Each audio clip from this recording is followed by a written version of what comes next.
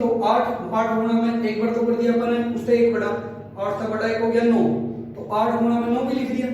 9 के बाद अपन ने गुणा में फिर क्या करना है, 8 का दुगुना करके और एक बड़ा लिखना है दुगुना है, तो 8 का दुगुना हो गया 16, 16 और एक 17, तो 8 गुणा में 9 गुणा में 17 बटे 6। आपने यह चीज याद है पुनरावृत्ति इस तरीका से करोगे नहीं ये भूल हो जाओगे आप, बस वो तरीका सीधा याद है। ठीक है, तो टाइम कम होने के कारण और वीडियो लंबी होने के कारण ज्यादा एमपी की हो जाएगी, जीपीए में जारी के बाद तो सवाल नहीं हो पाएंगे सारे आपके, इसलिए कोशिश कर रहे हैं जल्दी जल्दी करवाने की। आप सभी से अनुरोध है कि सब्सक्राइब कर दे चैनल को, ताकि यूट्यूब पर लाइव आएगा पढ़ा है और लाइव का अपने यूं फायदा है कि आप जो कमेंट करना चाहो वो तुरंत कर सको और उसका रिप्लाई भी आपको तुरंत मिल जाए, उससे आपको और अच्छी बेहतर क्लास मिलेगी। तो 42 अपने सब्सक्राइब हो गए भाई, एक हफ्ता हो जाए बनर ज्यादा से अपन शेयर करे भी कर दे आप तो यू फेसबुक पर डाल दे। हाँ, या जितने भी अपना बच्चे हैं उन्हें कहते हैं मैं 5-7 बच्चे रखा हुआ बटन कहते ज्यादा रखे नहीं रहते। ठीक है, तो बस आप अपने काम पर लगे रहिए, पढ़ते रहिए और भाई ने सुझाव दीजिए, कोई भी भाई पढ़ना चाहे अगला ना अच्छी लगे तो कर दे भाई, कहते एक रिक्वेस्ट है एग्जाम तक पहुंचा दे, उसके बाद तो अपना आप लोग लाइक करने लग जाएंगे, समझ में आ गई चीज। तो लगातार n सम या विषम संख्याओं के वर्गों का योग, तो अब की बार हम एक ही फार्मूले से काम चलाएंगे, चाहे विषम संख्याएं दे रखी हो चाहे सम दे रखी हो, ये कितने तक भी दे दे। मान लीजिए विषम संख्या दे दी 19, ठीक है, तो 19 तक की विषम संख्याओं को आप सम भूल जाइए, क्योंकि इनमें से या का मतलब होता है कोई एक, या तो सम या विषम, कौन सी है पूछ ले, फार्मूला यू पे लाना है। लगातार n विषम संख्याओं का के वर्गों का योग, यानी कि 19 तक संख्या दे दी, जैसे 1 का वर्ग, फिर 3 का, फिर 5 का, फिर 7 का, इस तरह 19 तक का वर्ग, तो इनके वर्गों का योग जो है वो अपन ने बताना है। फिर भी घबराने की लोड़ नहीं, सीधा सा कह गया n है। अब की बार फार्मूले में थोड़ा सा बदलाव होगा कि n में न्यू की न्यू लिख दो, गुणा में कर दो, n है एक बड़ा, n 19 है, एक बड़ी कर दी होगी 20, गुणा में अब की बार क्या करना आपने, n दुगुनी करके एक नहीं जोड़ना, सीधा n में 2 जोड़ दो, मतलब एक बार n न्यू की न्यू, फिर एक बड़ी करके, फिर 2 बड़ी करके, n 19 थी 2 बड़ी होगी तो 21 और बटे में 6 भाई यू जमा काम का सूत्र रहता है। ठीक है, तो 6 कम 6 यू पूरा नहीं कटा तो 3 दूनी 6 और 3 से 21 न्यू काम चला लेंगे और 2 पे काट देंगे 10 हो गया और 19 से 133 होगा मेरे ख्याल से, और 133 को 10 से गुणा करोगे तो 0 लगा देंगे, 1330 आपका आंसर हो जाएगा। यू क्वेश्चन तो जमा कई सारी बुक में भी है, हमने तो प्रैक्टिस करिए भाई जहां तक वहां, और आपका पेपर में भी आ जाएगा। कई बार लगातार सम संख्याओं का देगा या कंटिन्यू प्राकृतिक संख्याओं का दे देगा और उन्होंने भी सम का घटा देगा सम का जगह। तो ऐसे फार्मूले में जब तक आपको ये फार्मूला नहीं पता तब तक आप नहीं कर पाओगे। ठीक है, अब मैं आपको यही फार्मूला बताता हूं सम संख्याओं के योग पर लगाना, विषम पे तो लगा दिया, समझ आई बात, n लिखी, फिर गुणा में अंतर 1 बड़ा, फिर गुणा में अंतर 2 बड़ा और बटे में 6। मान लीजिए इसने दे दिया अपना है,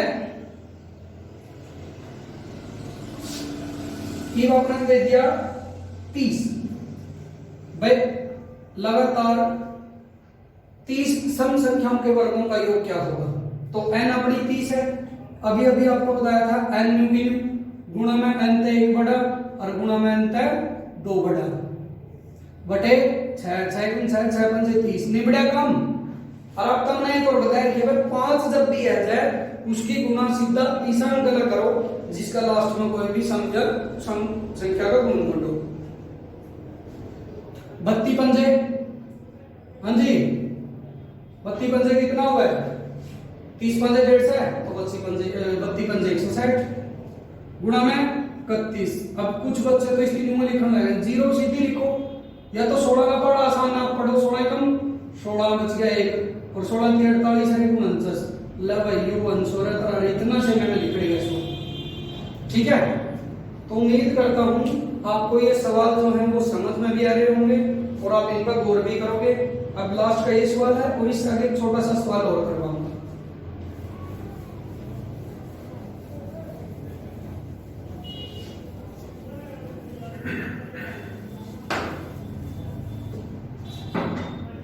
लगातार n तक की प्राकृतिक संख्याओं के घनों का योग घन का योग का मतलब है ये दो बात आ रही थी, एक का स्क्वायर दो का स्क्वायर की, ये भी इसने जमे जुलम कर दिया, ये बोले एक का घन प्लस दो का घन, मतलब उनकी पावर 3 होगी और n तक देती। ठीक है, तो इसका फार्मूला जो है वो अलग अलग किताब में अलग अलग दे दिया है भाई। किसों में तो देते हैं n इंटू n प्लस 1, ठीक है, इसका तो आपका होल स्क्वायर देते हैं क्यूब और बटे 4 करते हैं। लेकिन आपने ऐसा नहीं करना जिसमें आप कंफ्यूज हो, आप सीधा सीधा पढ़ो। कैसे? घन की बात आएगी और प्राकृतिक संख्याएं की तो ऑब्वियसली बात है, नहीं दुखता और तक का मान लीजिए ज्यादा बड़ी संख्या में नहीं देता, क्योंकि कई बार आपने ना करके हो 6 तक की लेकर दिखा दूंगा आपने और जोड़ के भी दिखा दूंगा। ठीक है, लगातार 6 तक की प्राकृतिक संख्याओं का घन बताना है तो बिल्कुल बता सकते हो। 1 का घन 1, 2 का 8, 3 का 27, 4 का 64, 5 का 125 और 6 का 216। ये कुछ बच्चे तो इस हिसाब तक भी करते हैं पर छोटे हैं, लेकिन आप फार्मूला इसकी करके देखियो, रूम करके देखियो, दोनों में आपको अंतर समझ में आएगा कि अंतर क्या हुआ है। ठीक है, तो चलिए हम करते हैं इसको फार्मूले से। n क्या अपनी 6, तो n बिनु गुणा में n प्लस 1 7 हो गया बटे 2 और सारे का स्क्वायर। ठीक है, 3 का काट दिया, 2 का काट दिया 3 से 21 का स्क्वायर बताओ कितना हुआ है? 441 तो नहीं होता? बताओ 441। एक देखते हैं उड़न तक बनेगा। 1 और 8 9, 9 और 7 16, 20 और 5 25, 25 और 6 31 का 61 2 और 6 8 और 2 10, 10 और 1 11 और 3 14, ऐसे 1 और 2 3 और 1 4। तो उम्मीद करता हूं कि जो सवाल मैंने आपको करवाया है वो आपको दोनों तरीके से समझ में भी आया होगा और आपका जो डाउट है वो भी क्लियर हो गया होगा। एक छोटा सा सवाल करवाता हूं, मुझ मैं नहीं बताऊंगा भाई, रकम लिखने का टाइम को नहीं है। ठीक है, बिल्कुल आराम का बताऊंगा, अपनी स्टेटमेंट लिख लियो या मोटा मोटा लिख भी दूंगा, क्योंकि फिर एक आधा नहीं हो जाएगा एक दो मात्रा गलती करते हैं फलानी। भाई देखो ऐसा है, सवाल तो करवाने लगे हूं, मात्रा का एक मांग होता है। कई बार कह देते हैं जैसे ए के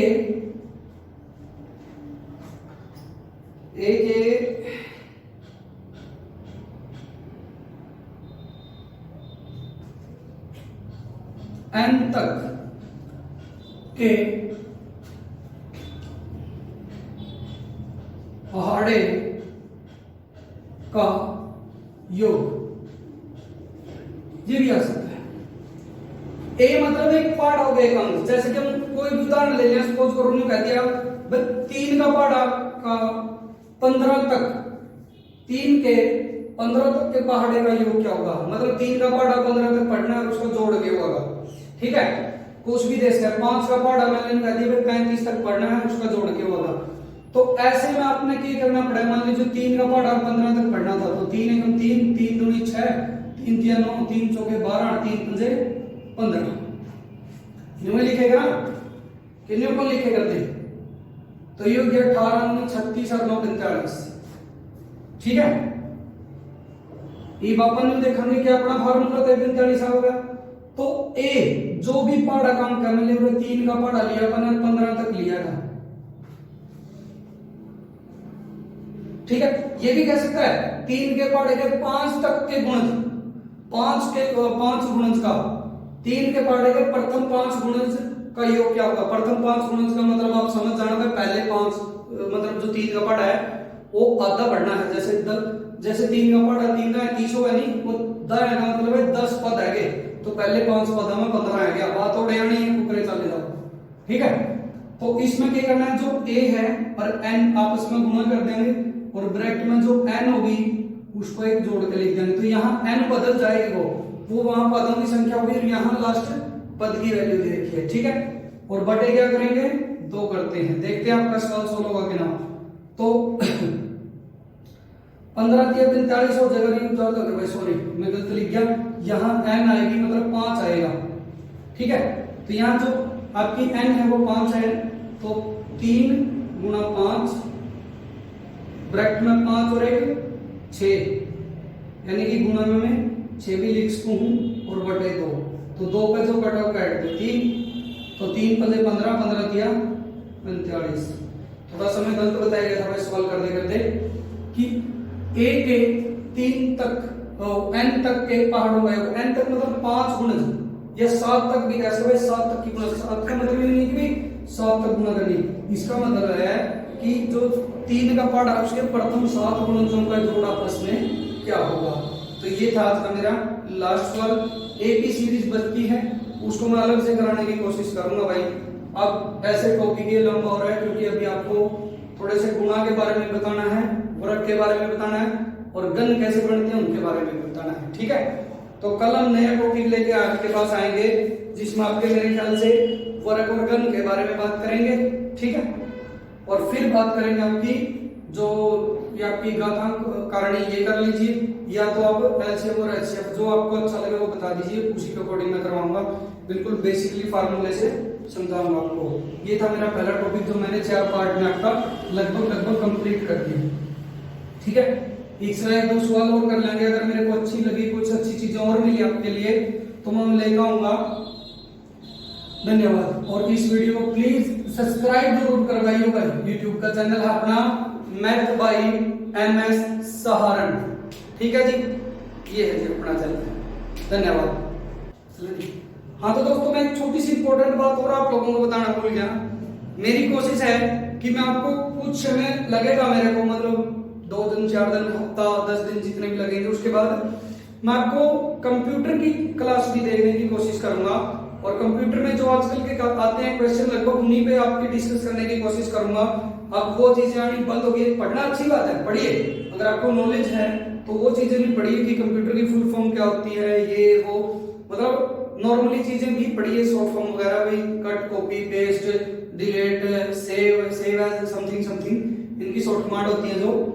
लेकिन आपके जो लैंग्वेज बेस्ड के क्वेश्चन आते हैं, मैं कोशिश कर रहा हूँ उनको थोड़ा बहुत हैंडल करवाने की, जिससे आपको ये लगे कि हाँ ये चीजें ज्यादा वाइडली नहीं है, सिर्फ ड्राबे के लिए बोल देते हैं कंप्यूटर तो ये आता होता, कुछ नहीं आता भाई। कंप्यूटर बिल्कुल, जिस बच्चे ने 1 साल का कोर्स किया है कंप्यूटर का, अगर कंप्यूटर सेंटर ने ईमानदारी से काम करवाया है तो उसमें से आपके लैंग्वेज वाले क्वेश्चन कंप्लीट होने चाहिए।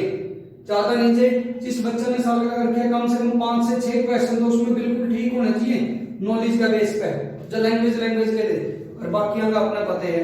और सारे क्वेश्चन मेरे ख्याल से आपके 100 में थे तो 10 में, और 90 में से आपके आने चाहिए 7 से 8 क्वेश्चन। इससे ज्यादा भी हो सकते हैं, लेकिन उम्मीद करता हूं कि 7 से 8 बनने चाहिए। क्यों? क्योंकि 90 में से जिस तरह HR GK के जो होते हैं वो आपके बनते हैं 22 क्वेश्चन, और 100 में से बनते हैं 25। तो इसी बेस पे मैं आपको कह रहा हूं कि भाई जो आपका डाटा है वो मतलब 7-8 क्वेश्चन आपके आने चाहिए, और उसमें से अगर लैंग्वेज बेस के आते हैं तो मैं कोशिश करूंगा कि आपके 7 से 8 क्वेश्चन में से 5 से 6 क्वेश्चन हो जाए। धन्यवाद, जल्दी आपको इसी चैनल पे मिलते हैं कंप्यूटर की क्लासेस के साथ भी। तब तक आपका सबका धन्यवाद। ठीक है।